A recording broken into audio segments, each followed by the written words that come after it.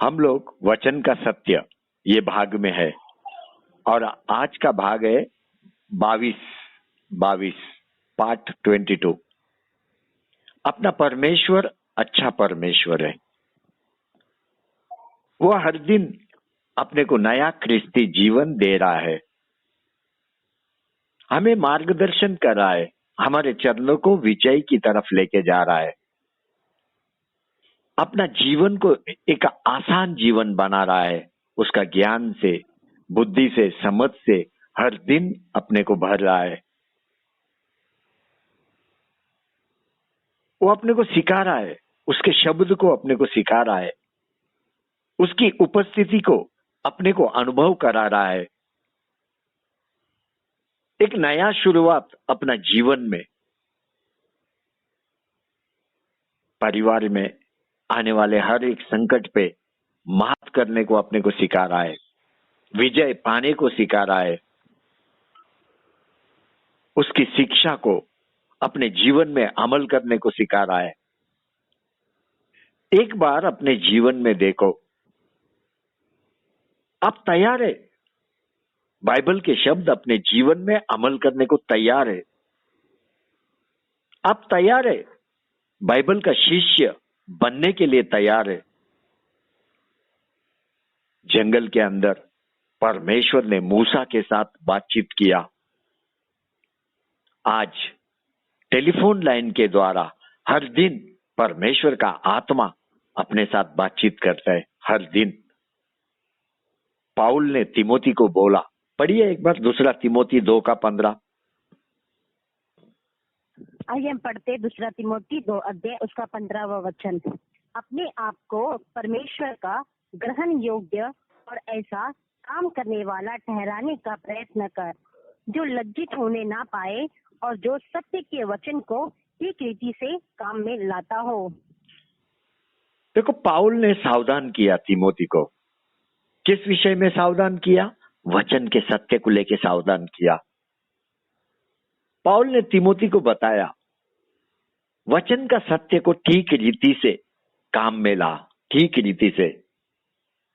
तिमोथी, अगर तू परमेश्वर में ग्रहण योग्य बनना चाहता है, वचन के सत्य को ठीक रीति से काम में ला और अपने जीवन में अमल कर। शब्द विश्वासी के जीवन में बहुत ही महत्वपूर्ण है और अपना सभी को मालूम है, शब्द मतलब स्वयं प्रभु यीशु ख्रिस्त। हर एक विश्वासी को प्रभु यीशु ख्रिस्त चाहिए। अभी यहां पे एक प्रश्न अपन बनाते हैं, किसने पाउल को ख्रिस्ती जीवन में लेके आया? वापस बोलता हूं, किसने पाउल को ख्रिस्ती जीवन में लेके आया? स्वयं प्रभु यीशु ख्रिस्त ने पाउल को ख्रिस्ती जीवन में लेके आया। एक बार दमाकस का रोड के तरफ देखो, वहां पे अपने को शाऊल दिखाई दे रहा है। शाऊल, यही पाउल पहला शाऊल का जीवन जिया।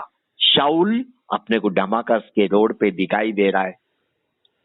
उसके अंदर का जो स्वभाव है, एक अविश्वासी का स्वभाव है, ये वही शाऊल है जिसने ख्रिस्ती लोगों को संकट में लेके आया, उनका विरोध करता था। लेकिन दमाकस के मार्ग में शाऊल को प्रभु यीशु ख्रिस्त का प्रकाश ने छुआ, उसको छुआ। दमाकस के रोड के ऊपर प्रभु यीशु ख्रिस्त ने शाऊल को चुना। अगर वो दृश्य को अपन देखेगा, जब प्रभु यीशु ख्रिस्त का प्रकाश ने शाऊल को छुआ, अपन मारा भी बोल सकते हैं। प्रभु यीशु ख्रिस्त ने अपने प्रकाश से शाऊल को मारा, ये भी बोल सकते हैं अपन। जैसे ही शाऊल को प्रकाश ने मारा, शाऊल भूमि के ऊपर गिर गया। क्यों शाऊल भूमि के ऊपर गिर गया? क्योंकि उसका जो जीवन था, व्यर्थ जीवन था, व्यर्थ, परमेश्वर का विरोध का जीवन था। और ऐसा जीवन परमेश्वर के सामने खड़ा नहीं रह पाता है।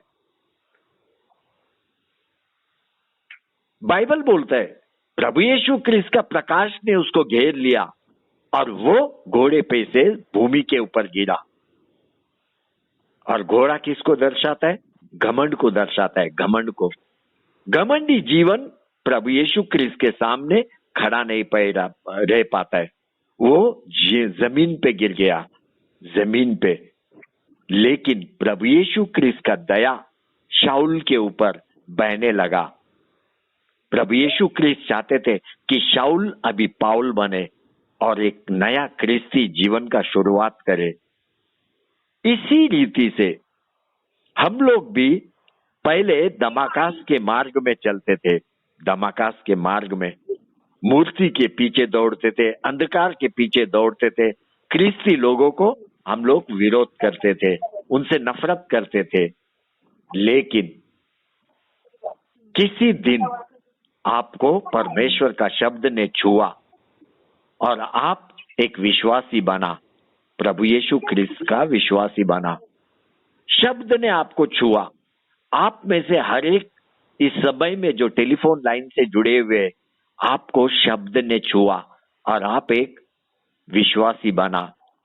और ये शब्द आपको छूते रहेगा, हमेशा छूते रहेगा, ताकि आप कई अविश्वासियों को प्रभु यीशु क्रिस्त में लेके आए। लेकिन यहां पे महत्वपूर्ण यह है, शब्द का छूने के बाद क्या आपने अपने आप को परमेश्वर के हाथ में दे दिया? यहाँ पे ये बहुत ही महत्वपूर्ण प्रश्न है। शब्द का छूने के बाद क्या आपने अपने आप को परमेश्वर के हाथ में दे दिया?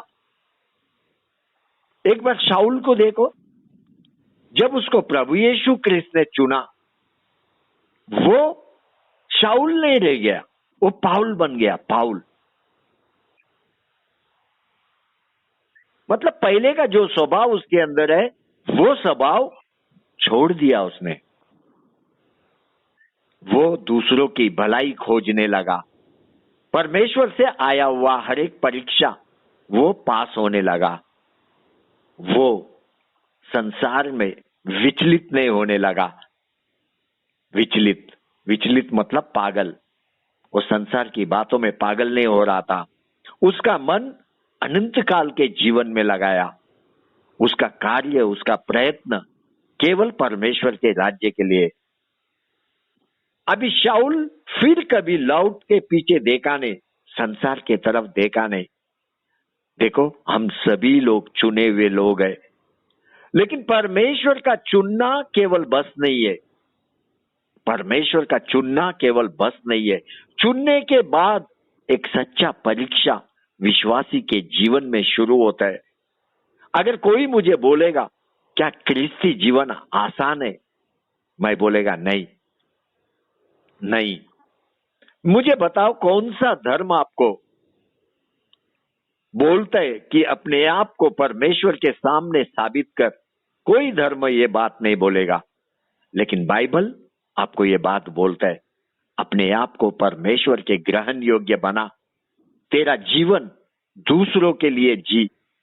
देखो, अपना प्रभु यीशु क्रिस्त परमेश्वर को छोड़ के, स्वर्ग छोड़ के पृथ्वी के ऊपर आया और शरीर रूप धारण किया। क्यों? केवल दूसरों का सेवा करने के लिए। अभी प्रभु यीशु क्रिस्त के अंदर कोई पाप नहीं है, लेकिन प्रभु यीशु क्रिस्त ने क्या किया? पृथ्वी पर के सारे मनुष्य जाति का पाप अपने ऊपर लिया। क्यों प्रभु यीशु क्रिस्त ने पाप अपने ऊपर लिया? ताकि हम लोग पाप के लिए मरे, पाप के लिए और धार्मिकता के लिए जीवन जिए। वापस बोलता हूं, हम लोग पाप के लिए मरे और धार्मिकता के लिए जीवन जिए। वो स्वयं अपने शरीर के ऊपर पूरा मनुष्य जाति का पाप लिया, पूरा मनुष्य जाति का पाप। पढ़िए पहला पत्रस 2:24, 1 पीटर 2:24।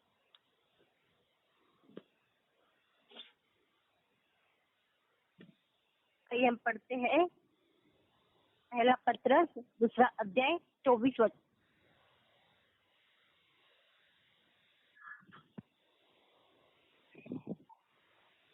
24 वचन को। वह आप ही हमारे पापों को अपने देह पर लिए हुए क्रूस पर चढ़ गया, जिससे हम पापों के लिए मरकर धार्मिकता के लिए जीवन बिताए। उसी के मार खाने से तुम चंगे हुए। देखो, एक बार प्रभु का जीवन को आप देखो। जैसा ही प्रभु यीशु ख्रिस्त योरदान के नदी में बपतिस्मा लिया, तुरंत पवित्र आत्मा के प्रभु के ऊपर ठहरा। और पवित्र आत्मा ने क्या किया? प्रभु यीशु ख्रिस्त को जंगल में लेके गया। क्यों जंगल में लेके गया? ताकि प्रभु यीशु ख्रिस्त अपने आप को परमेश्वर में साबित करे, ताकि प्रभु यीशु ख्रिस्त परीक्षा में पास हो। मतलब परीक्षा से गुजरना है। यीशु ख्रिस्त को मालूम है कि परमेश्वर का योजना को पूरा करने के लिए वो पृथ्वी पे आया। अभी परमेश्वर का योजना में बने रहने के लिए या पूरा करने के लिए एक कठिन परिश्रम प्रभु यीशु ख्रिस्त ने किया। तुरंत बपतिस्मा लेने के बाद जंगल के अंदर प्रभु यीशु ख्रिस्त 40 दिन 40 रात उपवास किया। अभी यीशु ख्रिस्त को देखेगा तो यीशु ख्रिस्त घर में उपवास नहीं किया। आप और मैं घर में उपवास करते हैं, पूरे परिवार के बीच में अपन उपवास करते हैं, लेकिन यीशु ख्रिस्त जंगल के अंदर उपवास कर रहा है, जहां पे एक मनुष्य देखने को नहीं है। कोई मनुष्य का वहां पे निवास स्थान भी नहीं है। जंगल मतलब दुष्ट आत्माओं का निवास स्थान। जंगल मतलब दुष्ट आत्माओं का निवास स्थान। आपको मालूम है, इजरायली लोग अपने पापों को ढकने के लिए बकरा को वध करता था, बकरा को, और बकरे का लहू से अपने पाप को ढकते थे। ये चिन्ह था उनके लिए, ये एक चिन्ह था उनके लिए, ये एक मान्यता था कि बकरे का लहू उनका पाप को ढकते। और एक बात इजरायली लोग करते थे, वे लोग क्या करते थे? अपना सारा पाप बकरे के ऊपर लादते थे और वो बकरे को जंगल में छोड़ देते थे। और वो बकरा जंगल के अंदर किधर भटक के अदृश्य हो जाता था, मालूम नहीं। और ये चिन्ह था कि उनका पाप उनके पास से अदृश्य हो गया। इसके बाद उनके ऊपर कोई पाप नहीं, उनका सारा पाप जंगल में खो जाता था। लेवी का किताब 16 का 22 पढ़िए।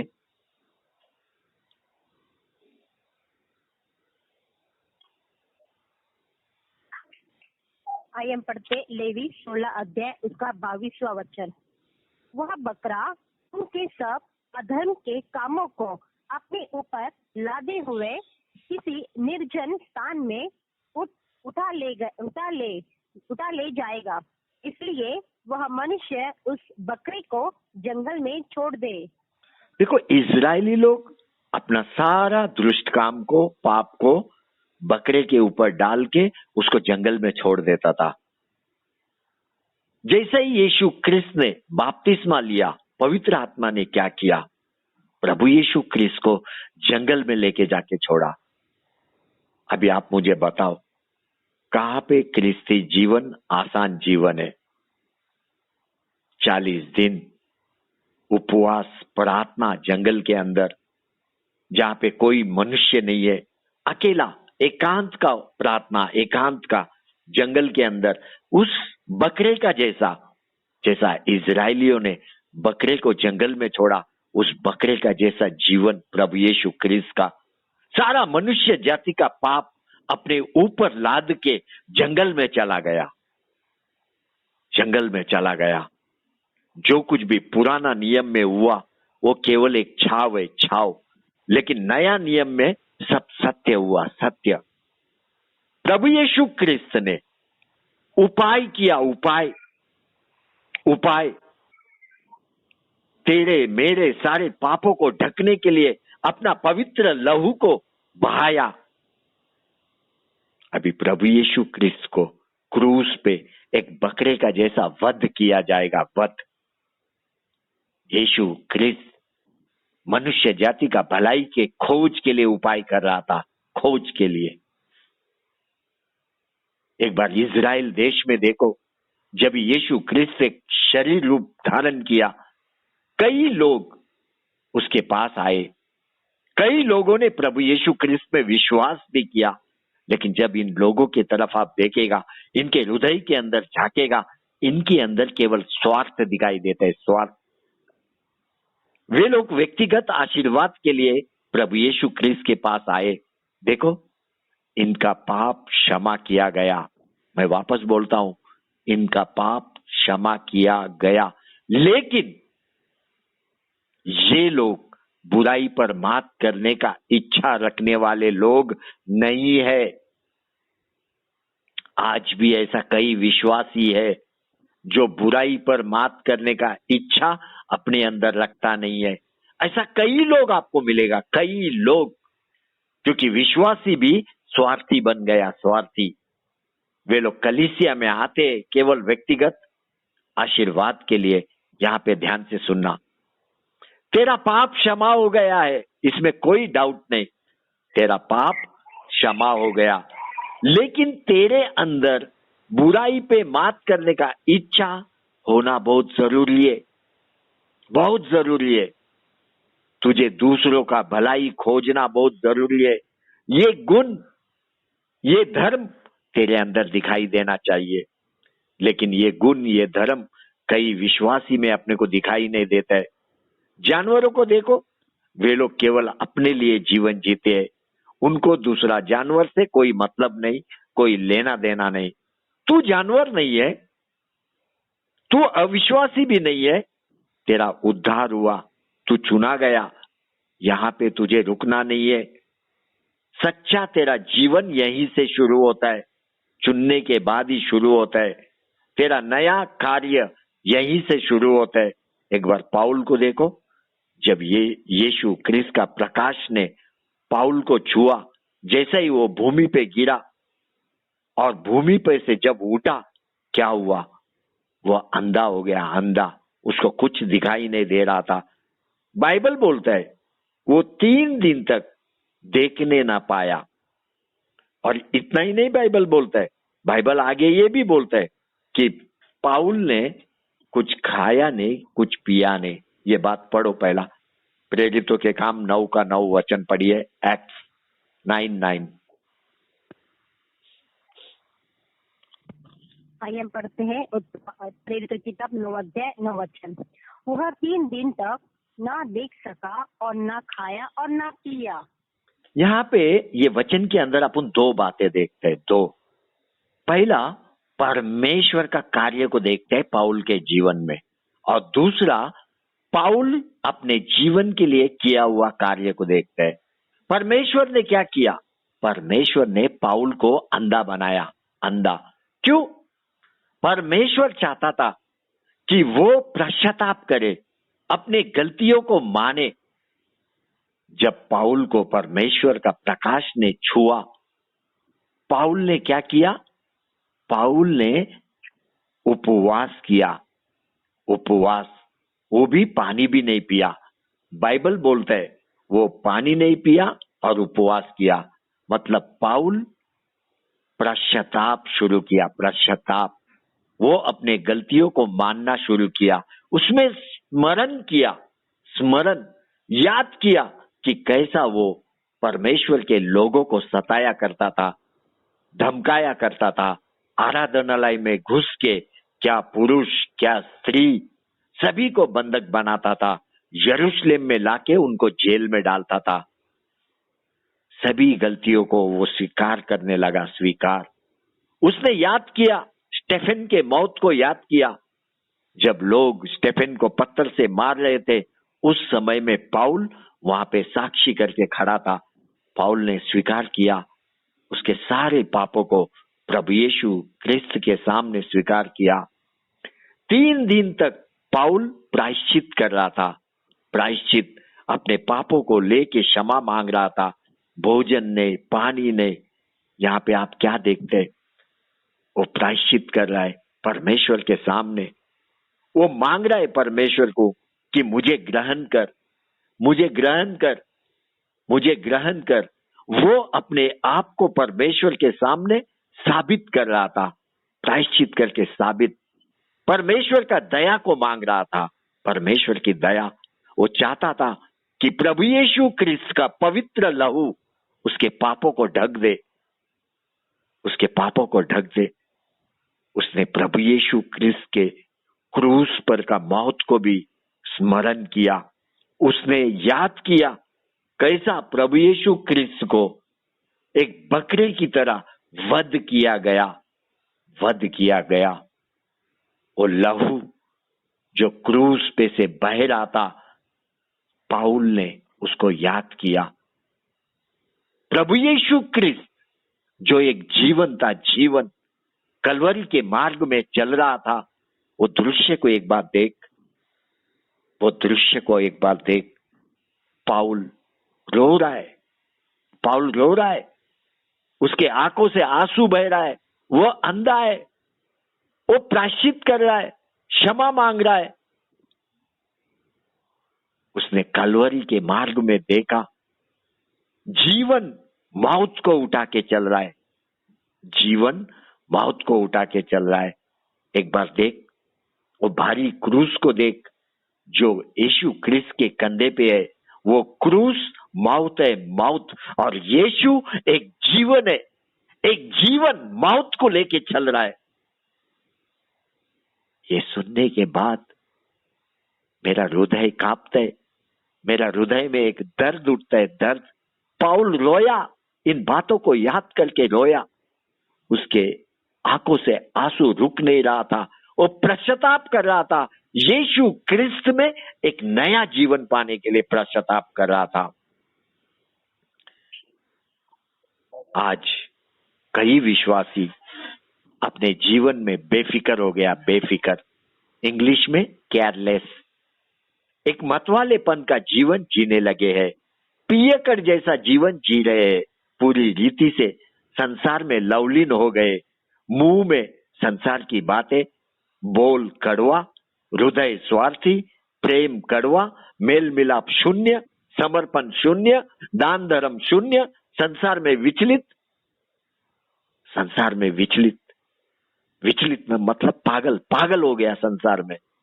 यीशु ख्रिस्त ने बोला सावधान रहे, संसार में विचलित मत हो, संसारिक सुख के लिए पागल मत हो, अपने हृदय को संभाल, अपने हृदय को संभाल, हृदय का ध्यान रख, हृदय को संसार में विचलित होने मत दे, मन को मार, तू अपने मन को मार, मतवालापन और चिताओं के जीवन में लवलीन मत हो। प्रभु का दिन तुम पर फंदे की नाई अचानक आ पड़ेगा, अचानक। लूक 21 का 34 पढ़िए, लूक 21:34।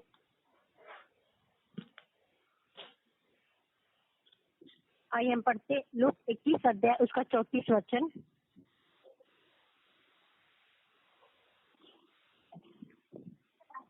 इसलिए सावधान रहो, ऐसा न हो कि तुम्हारे मन कुमार और मतवालेपन और इस जीवन की चिंताओं से शुद्ध हो जाए और वह दिन तुम पर फंदे के समान अचानक आ पड़े। देखो, यीशु ख्रिस्त ने बोला सावधान रहो, सावधान। पाउल ने कोरिन्थी चर्च को बोला मतलब आह्वान किया, आह्वान। उसने उपाय दिया कोरिन्थी चर्च को कि आप संसार में विचलित ना हो।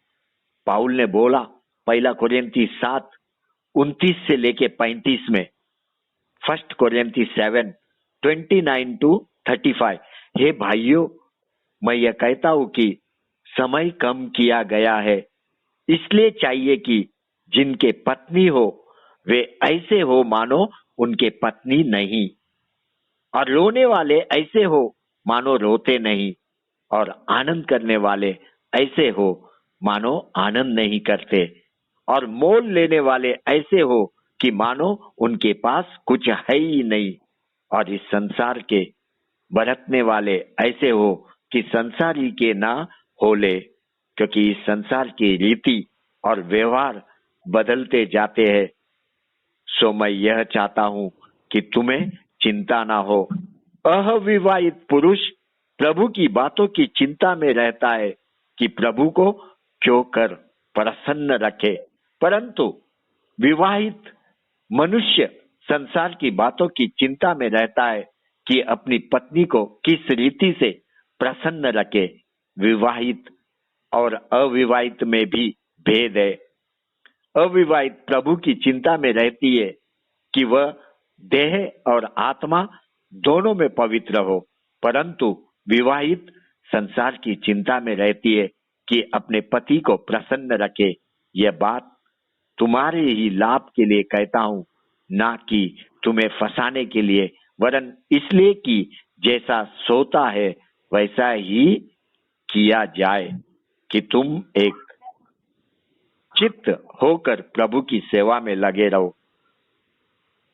क्यों पाउल ये सब कोरिन्थी चर्च को सिखा रहा था? ताकि वे संसार के विचलित बातों से बचे और प्रभु में समर्पित हो जाए। प्रयास करे सच्ची क्रिस्ती जीवन जीने के लिए। संसार की बातें हमेशा हमें प्रभु से दूर लेके जाता है। पारिवारिक बातें, सांसारिक बातें आपके पवित्रता को नुकसान पहुंचाता है, प्रभु में जीवन को नुकसान पहुंचाता है। पाउल ने अपने मन को तैयार किया। उसने ना पानी पिया ना भोजन खाया। अभी उसका इच्छा मसीह यीशु का अच्छा योद्धा बने और दुख उठाए। वो अपने मन को अनंत काल के राज्य के लिए तैयार किया।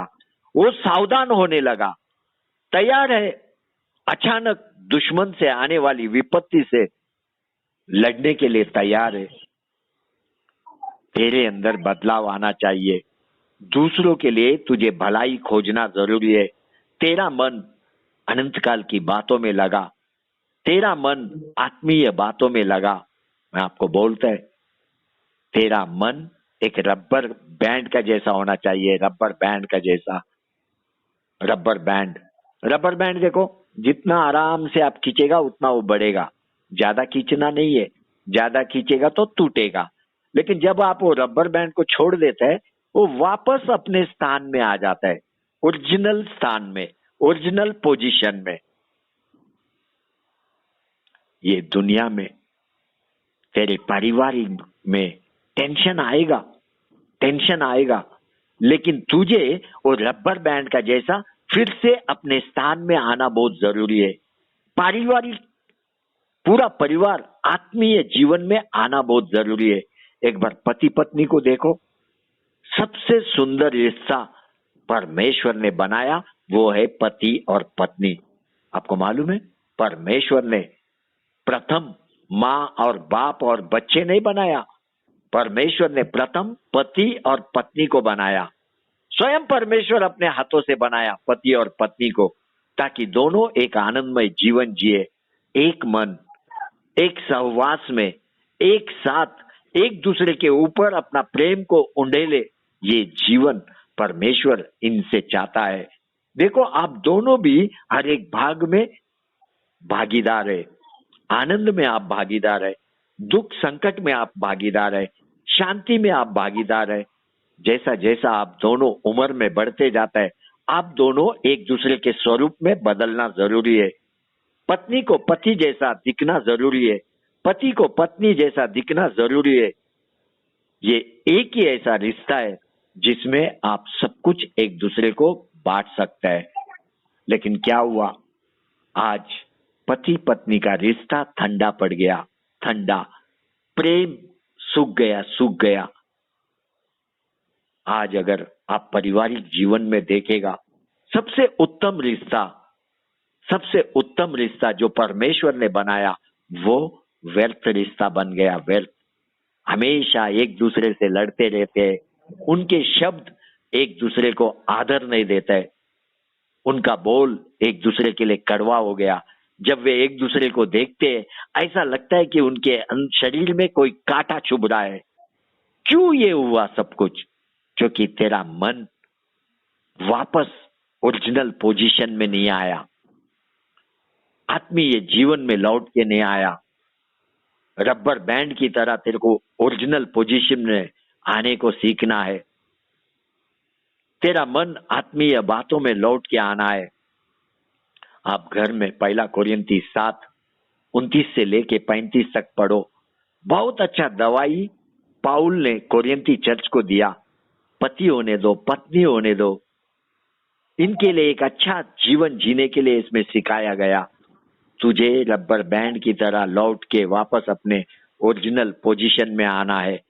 अगर रबर को आप ज्यादा खींचेगा क्या होगा? वो टूट जाएगा, टूट जाएगा। आज कई रिश्ता टूट रहा है, कई रिश्ता, क्योंकि वे लोग खाली खींचते रहते हैं लेकिन वापस अपने पोजीशन में आता नहीं।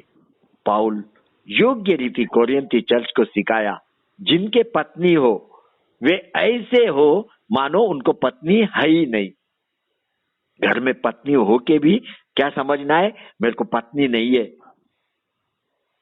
पाउल इसलिए बोला ताकि आप पारिवारिक जीवन में विचलित न हो, परेशान न हो। कई विषय पाउल ने अपने को सिखाया, कई विषय। बाइबल पढ़, जीवन संवर जाएगा, जीवन संवर जाएगा।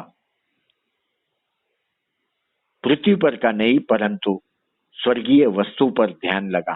कॉलोसियंस की किताब 3:2 पढ़िए।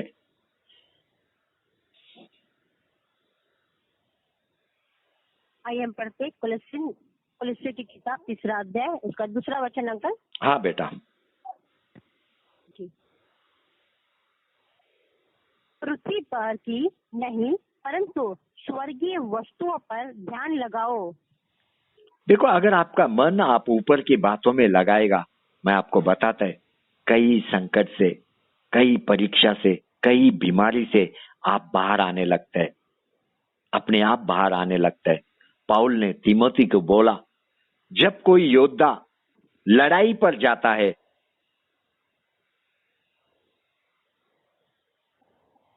इसलिए कि अपने भर्ती करने वाले को प्रसन्न करे। किसको प्रसन्न करना है? भर्ती करने वाले को। और अपने आप को संसार के कामों में नहीं फंसाना। पढ़िए 2 तीमोथी 2:4।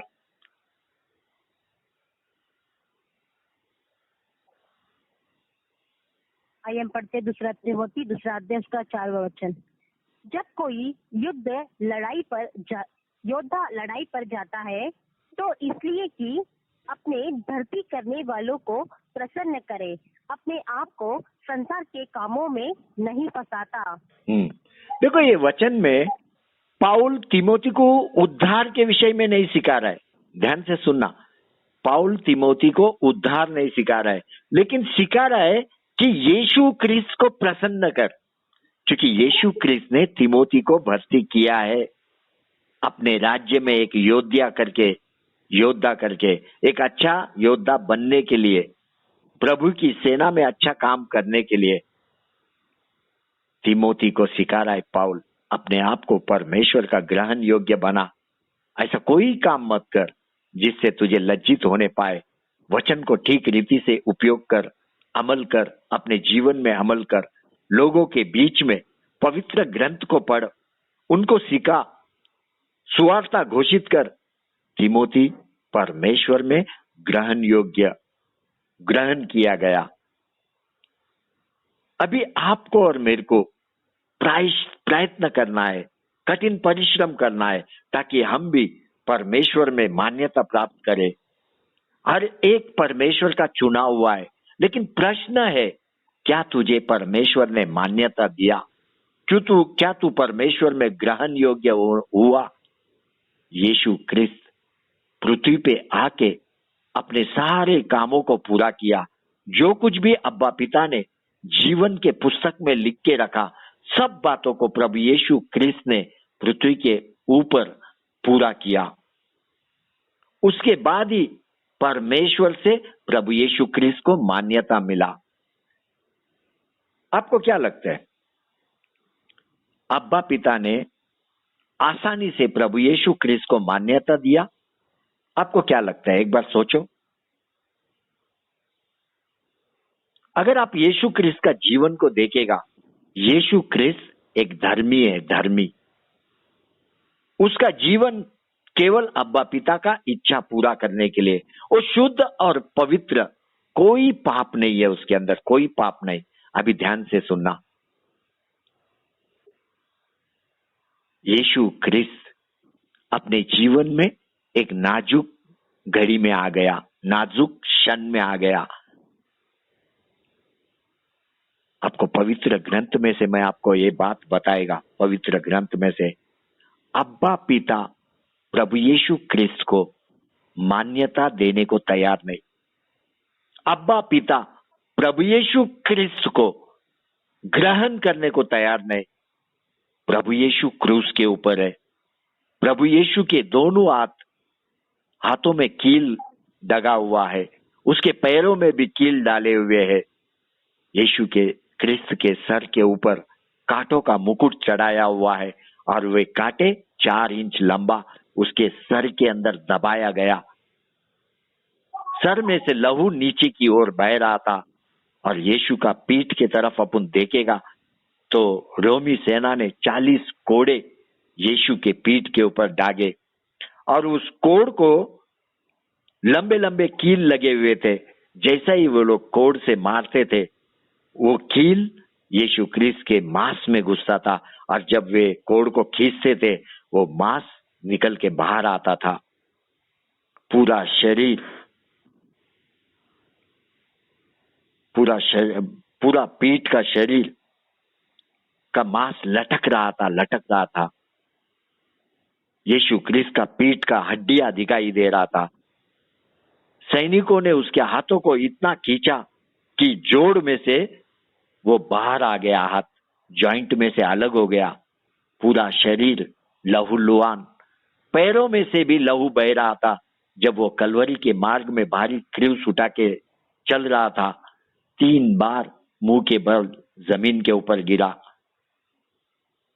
पत्थर उसके पैरों में लगा। कुछ भी अच्छी बातें प्रभु यीशु ख्रिस्त के जीवन में हो नहीं रहा था। फिर भी सारी बातों में वो सहनशीलता से, धीरज के साथ दूसरों का आनंद पूरा करने के लिए ये सहन कर रहा था। लोग भेड़ियों की तरह उसको घेरे हुए थे, तैयार थे, मार्ग में ही मार डालने के लिए तैयार थे। मार्ग में ही वे यीशु ख्रिस्त को मारना चाहते थे। यीशु ख्रिस्त का सफर एक दर्दनाक, वेदना, पीड़ा से भरा हुआ सफर। लेकिन जब यीशु ख्रिस्त क्रूस पे था, अब्बा पिता प्रभु यीशु को ग्रहण करने को तैयार नहीं। अब्बा पिता अपना एक प्रिय बेटे को मान्यता देने को तैयार नहीं। यीशु ख्रिस्त रोया, क्रूस पे से रोया, हे मेरे परमेश्वर, तूने मुझे क्यों छोड़ दिया? तू मेरी पुकार से और मेरी सहायता करने से क्यों दूर रहता है? मेरा उद्धार कहाँ है? ये बात पढ़ो, भजन संहिता 22 का 1, Psalms 22:1। पढ़िए। भजन संहिता 22 अध्याय उसका पहला वचन।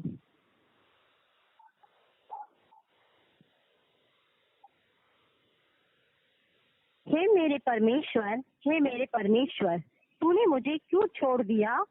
तू मेरी पुकार से और मेरी सहायता करने से क्यों दूर रहता है? मेरा उद्धार कहाँ है?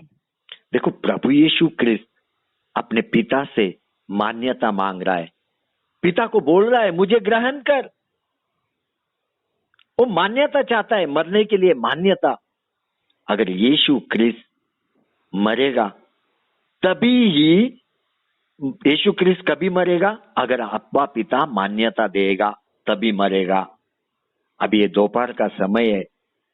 यीशु ख्रिस्त दोपहर को 3 बजे ऊंचे आवाज में चिल्ला के रो रहा है, एली एली लामा शबाकतनी। पढ़िए ये बात, मत्ती का किताब 27 का 46, 27:46। आइए पढ़ते हैं सुसमाचार उसका 27 उसका 46। तीसरे पहर के निकट यीशु ने बड़े शब्द से पुकार कर कहा, एली एली लामा शबक्तानी, अर्थ है, मेरे परमेश्वर, हे मेरे परमेश्वर, तूने मुझे क्यों छोड़ दिया। देखो, यीशु क्रिस्त पिता के पास चिल्ला चिल्ला कर पुकार कर रो रहा है, तूने मुझे क्यों छोड़ दिया, तूने मुझे क्यों छोड़ दिया, तूने मुझे क्यों छोड़ दिया, क्यों मुझे मान्यता नहीं दे रहे हो, क्यों, मेरा उद्धार कहाँ है। कलीसिया, प्रभु यीशु क्रिस्त मान्यता के लिए, ग्रहण योग्य होने के लिए रो रहा है, क्रूस के ऊपर रो रहा है। अभी कौन सा वेदना, कौन सा पीड़ा से यीशु क्रिस्त गुजर रहा है, आप सोच भी नहीं सकते। वो दर्द को आप सोच नहीं सकते, उन आंसुओं को आप समझ नहीं सकते। आपको मालूम है छोड़ दिया का मतलब क्या है? छोड़ दिया का मतलब अब्बा पिता ने अपना मुंह यीशु क्रिस्त से फेर लिया। यीशु क्रिस्त को देखने को तैयार नहीं, अपने आप को अब्बा पिता ने प्रभु यीशु से अलग कर लिया। अपने आप को अब्बा पिता ने अपने पुत्र से अलग कर लिया, पुत्र से। एक बार वो बिगड़ा हुआ बेटा को देखो, जिसने पिता के पास से सब पैसा लेके जाके मजा मस्ती करके लौट के आया, फिर भी पिता ने उसको स्वीकार किया और पिता ने बड़ा पार्टी भी किया। लेकिन यहाँ पे यीशु क्रिस्त बिगड़ा हुआ बेटा नहीं है। यीशु क्रिस्त दूसरों का भलाई के लिए जीवन जिया, दूसरों को प्रेम करने का जीवन जिया, मनुष्य जाति को एक उद्धार लेके आया। उसने मनुष्य जाति को सरल मार्ग में, सत्य मार्ग में लेके आया। मनुष्य जाति को अगर जीवन किसी ने दिया, वो है प्रभु यीशु क्रिस्त।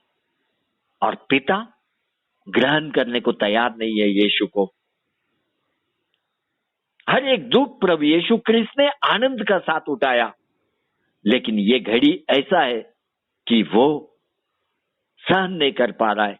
पिता ने उसको छोड़ दिया, वो रो रहा है, चिल्ला चिल्ला के रो रहा है, हे मेरे परमेश्वर, हे मेरे परमेश्वर, तूने मुझे क्यों छोड़ा।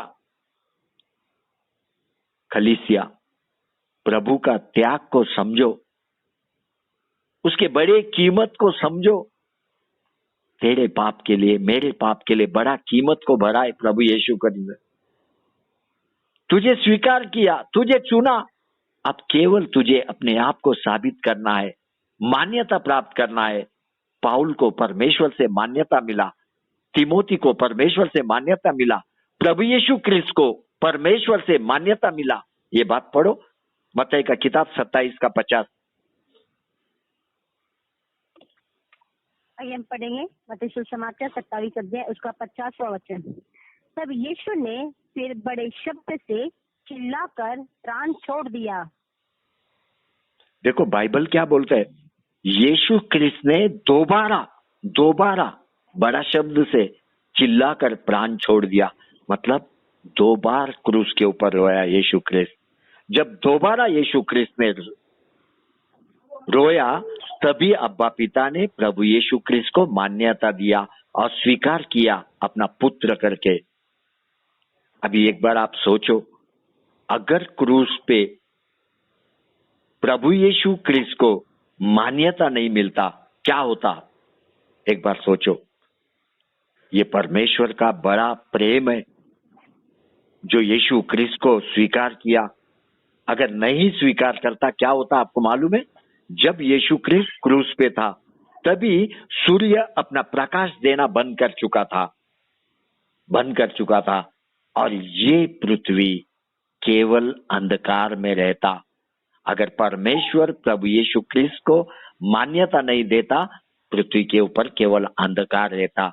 इतना ही नहीं, ये पृथ्वी बेडोल बन जाता, बेडोल, और ये पृथ्वी का टुकड़ा टुकड़ा हो जाता। धन्यवाद करना चाहिए अपने को, अब्बा पिता को, कि उसका निस्वार्थ प्रेम ने यीशु क्रिस्त के ऊपर बड़ा दया और करुणा बताया। इतना ही नहीं, अब्बा पिता ने जो मंदिर में पर्दा था उसको ऊपर से नीचे की तरफ फाड़ा, ताकि मनुष्य जाति महापवित्र स्थान में प्रवेश कर सके। कलीसिया, यहाँ पे एक प्रश्न अपन बनाते हैं, क्यों अब्बा पिता ने प्रभु यीशु क्रिस्त को प्रथम स्वीकार नहीं किया? क्यों स्वीकार नहीं किया? क्योंकि प्रभु यीशु क्रिस्त के ऊपर पूरा मनुष्य जाति का पाप लादा हुआ था, पूरा मनुष्य जाति का पाप। यही कारण है अब्बा पिता ने अपना मुंह प्रभु यीशु क्रिस्त से मोड़ दिया।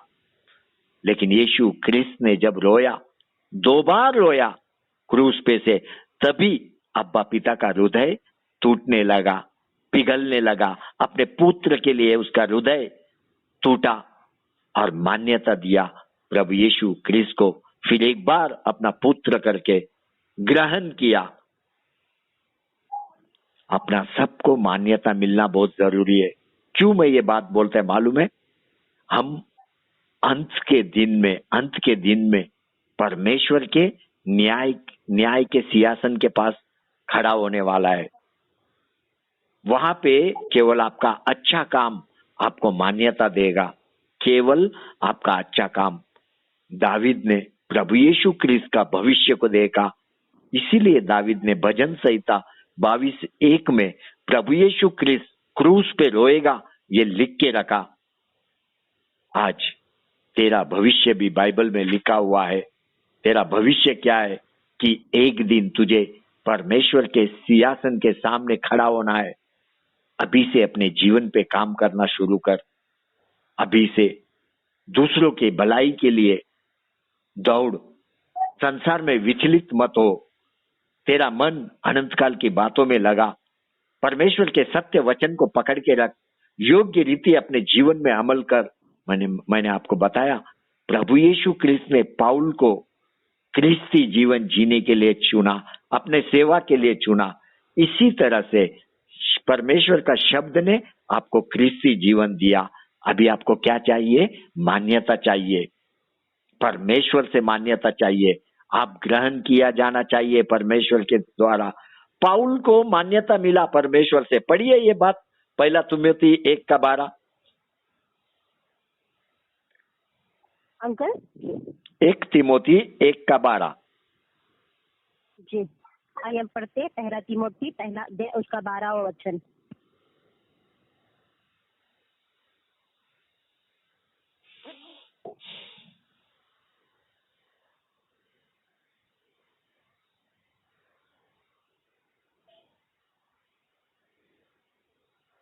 बेटा पढ़िए। मैं अपने प्रभु मसीह यीशु का, जिसने मुझे सामर्थ्य दी है, धन्यवाद करता हूँ कि उसने मुझे विश्वास योग्य समझकर अपनी सेवा के लिए ठहराया। देखो पाउल प्रभु को धन्यवाद दे रहा है। वो बोल रहा है कि तूने मुझे बल दिया और मुझे विश्वास योग्य समझा, मतलब ग्रहण किया। पाउल को प्रभु यीशु ने ग्रहण किया। कैसा? विश्वास योग्य करके, और अपना सेवा में लेके आया। देखो पाउल विश्वास योग्य में ग्रहण किया गया। पहला पाउल चुना गया और सीधा विश्वास योग्य में ग्रहण किया गया।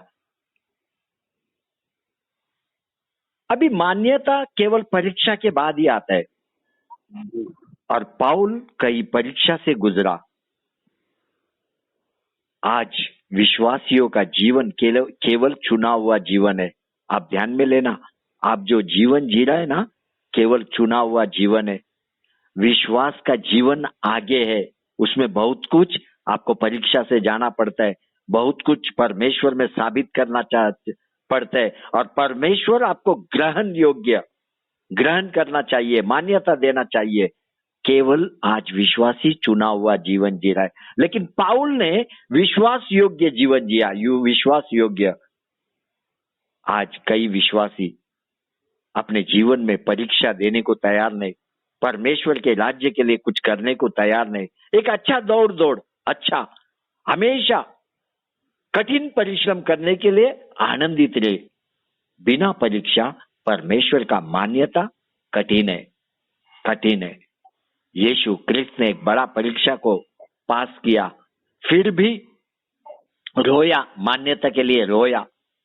आप महत्व समझो, जीवन का महत्व को समझो, एक योग्य जीवन जियो। तू अपने आप को परमेश्वर में ग्रहण योग्य बना, सत्य के वचन को ठीक रीति से उपयोग में ला, दूसरों के लिए जीवन जी, दूसरों के लिए, परमेश्वर के राज्य के लिए जीवन जी अनंत काल के बातों को लेके। अनंत काल की बातों के लेके जीवन जी, अपना स्थान अनंत काल के राज्य में पक्का कर ले। यहाँ पे ये वचन को रोकता हूँ, आगे का भाग अपन आगे देखेंगे। प्रार्थना प्रार्थना में चलते हैं। सभी आंखें बंद करो, सभी आंखें बंद करो। प्रभु जी, आपके सिंहासन से कई सत्य को हमें प्रकट कर रहे हो। आपको धन्यवाद करते हैं, धन्यवाद करते हैं। अब्बा पिता, आपको धन्यवाद करते हैं प्रभु यीशु क्रिस्त को मान्यता देने के लिए। प्रभु यीशु क्रिस्त के ऊपर पूरा मनुष्य जाति का पाप लादा हुआ था। पूरा मनुष्य जाति का पाप प्रभु यीशु क्रिस्त ने अपने ऊपर उठाया। हमारे सारे पापों को आपने क्षमा किया। अब्बा पिता, आपको धन्यवाद करते हैं। आपने प्रभु यीशु क्रिस्त को स्वीकार किया, इसका मतलब आपने हमें भी स्वीकार किया, हमें भी स्वीकार किया।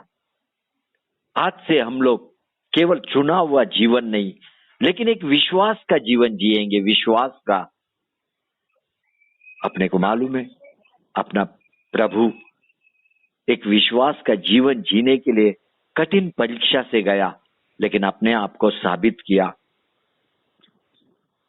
पाउल को देखो,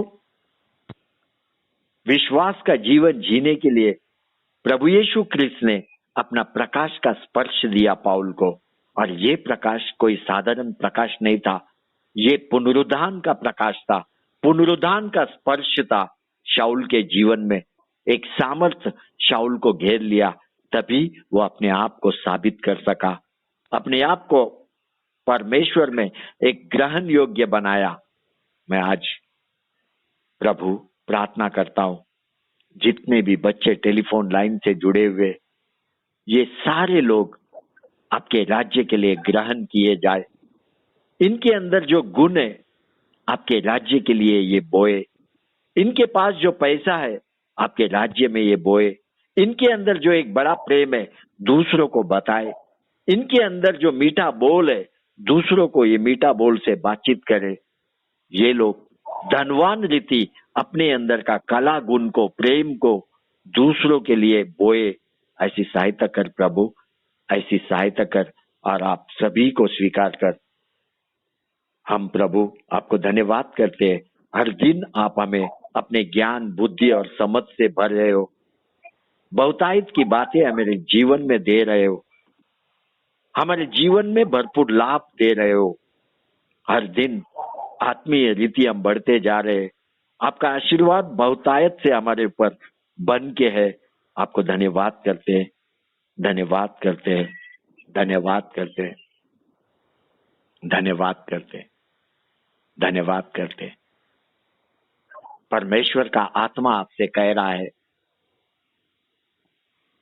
परमेश्वर का आत्मा आपसे कह रहा है, हर एक को प्रभु यीशु क्रिस्त का पुनरुत्थान का सामर्थ्य चाहिए।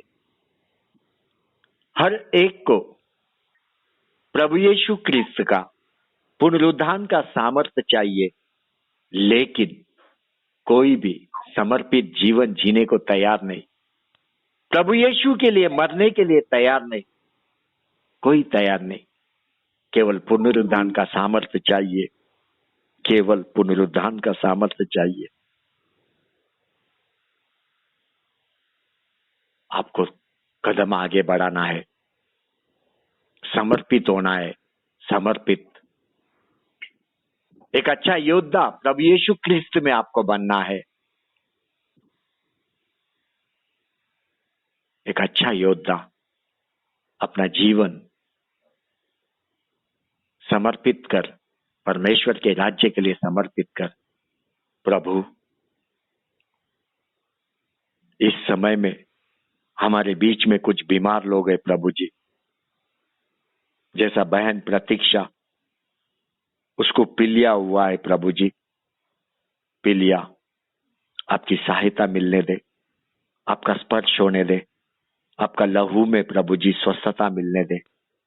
सिस्टर साई प्रभु जी, श्वास लेने का तकलीफ है, सहायता कीजिए प्रभु जी। शुरुआत में हम देखते आदम और ईव के अंदर आपने अपना श्वास को डाला, उनको जीवन दिया, आनंदमय जीवन। आज बहन को आप अपना श्वास का पूर्ति कर प्रभु जी, हर तकलीफ संकट से बाहर निकाल। भाई अर्जुन आपकी सेवा में है, सेवा के लिए उसको सहायता कर, हर प्रकार का पूर्ति उसको कर। एक बहन हमारे बीच में जिसका रीढ़ का हड्डी टूटा हुआ है प्रभु जी, सहायता कीजिए, सहायता कीजिए, सहायता कीजिए प्रभु जी। और रीढ़ का हड्डी जल्द से जल्द जुड़ने के लिए सहायता कीजिए। आपका बल का पूर्ति कीजिए प्रभु जी, आपका बल का पूर्ति कीजिए। इस समय में हमारे बीच में सिस्टर सहाना हमारे बीच में है, वो बुखार में है प्रभु जी, बुखार में, एक कमजोरी में है प्रभु जी। आपका स्पर्श होने दे प्रभु जी, स्पर्श होने दे, आपका स्पर्श होने दे, एक पुनरुत्थान का प्रकाश का स्पर्श होने दे प्रभु यीशु क्रिस्त, आपका स्पर्श होने दे। बुखार यीशु के नाम में जाने दे, यीशु के नाम में जाने दे। एक बल और शक्ति यीशु के नाम में, बल और शक्ति यीशु के नाम में। सहायता कीजिए प्रभु जी, सहायता कीजिए। और भी कई लोग हमारे बीच में बीमार है, सभी को आप छू के स्वस्थता दे, स्वस्थता दे प्रभु। आपको धन्यवाद करते, हर दिन आप हमारे बीच में उतर के आते हो, हमसे बातचीत करते हो, आपके सिंहासन में से आपके सत्य को प्रकट करते हो। आपको कोटि कोटि प्रणाम प्रभु जी, आपको एक बड़ा बड़ा धन्यवाद करते हैं हम प्रभु जी। ये प्रेम सदा हम पर आपका बन के रहने दे, सदा प्रभु जी। हाँ प्रभु जी, हम सभी को प्रभु जी एक मन एक शरीर में जोड़ के रखा, आपको धन्यवाद करते हैं। हम सभी को आत्मीय रीति और भी उन्नति से उन्नति में चला प्रभु जी, हम धन्यवाद करते हैं। एल सदाई मिनिस्ट्री को लेके, हमारे पास्टर अम्मा को लेके प्रभु जी, आपको धन्यवाद करते हैं। अद्भुत रीति हमें चला रहे, आपको धन्यवाद करते हैं। कल प्रभु जी Daniel International 24 hour chain prayer है प्रभु जी। कल हम सब प्रभु जी एक जिम्मेदारी के साथ अपना समय को आपके राज्य में बोने के लिए सहायता कर। हम हमारा ज्यादा से ज्यादा समय आपके राज्य में बोने के लिए प्रभु जी, मनुष्य जाति का उद्धार के लिए प्रभु जी, भारत देश को ख्रिस्ती देश बनाने के लिए प्रभु जी, आप सहायता कीजिए। हम हमारे घुटने के बल में रह के ज्यादा से ज्यादा समय आपके साथ बिताए।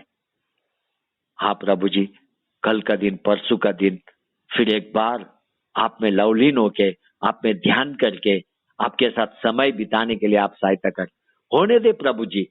जब बच्चे आपके सामने घुटने टेक के प्रार्थना करेंगे प्रभु जी, उस समय में आपका वचन इनके हृदय में डाल, इनके मनों में डाल, और वो वचन को लेके ये एक अच्छे योद्धा की तरह प्रार्थना करने के लिए इनको सहायता कर। आप सहायता कर, अपने वचनों से इनको भर दे। हाँ प्रभु जी, ये सारा प्रभु जी 24 आवर्स दानियल इंटरनेशनल चैन प्रेयर, आपका राज्य, आपका पराक्रम, आपका महिमा हमारे बीच में रहने दे प्रभु जी, रहने दे, रहने दे, रहने दे प्रभु जी। आपको धन्यवाद करते हैं सारा समय के लिए। हाँ प्रभु जी, आपको धन्यवाद करते हैं। सदा आपका हमारे बीच में ऊंचा स्थान रहने दे। यीशु के नाम से प्रार्थना मांगते हैं, आमीन, आमीन, आमीन, आमीन। बेटा पास्टर जी नहीं है? पता नहीं अंकल। सचिन ब्रदर, एक काम कर बेटा, अपना मरिया सिस्टर है क्या अभी? हाँ अंकल। एक प्रेयर करने को बोल। जी जी।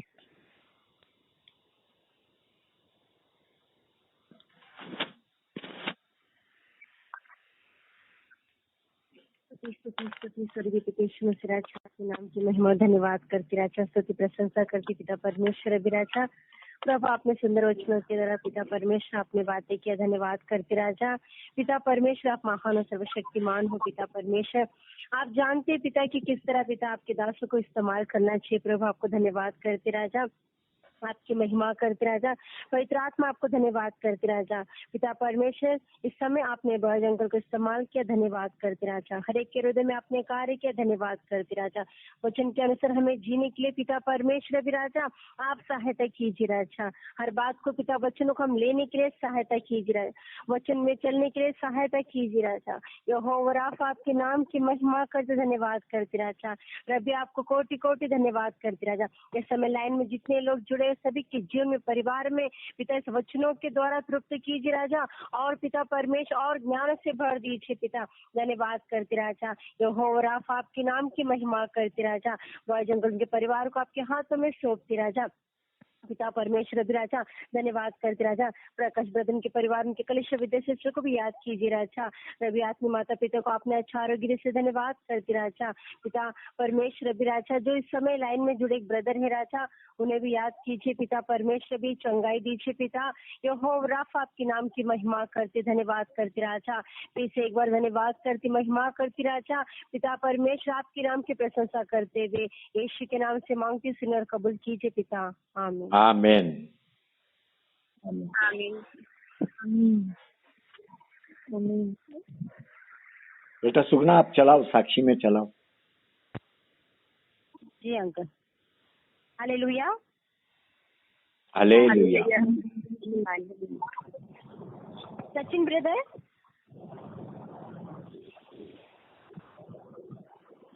ठीक है, इस समय प्रकाश ब्रदर आशीर्वाद देंगे, उसके आगे हम चलाएंगे फिर। हालेलुया। धन्यवाद हालेलुया। प्रभु, धन्यवाद हमें वचन से हमसे जैसे बात कर रही और ये वचन तो हर के जीवन में जुड़कर बन जाए।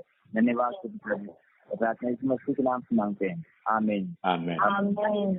इस मसीह का परमेश्वर का प्रेम, पवित्र आत्मा की सहभागिता हम सब के साथ युगानुग बनी रहे। सब बोलेंगे आमीन। आमीन। आमीन। आमीन।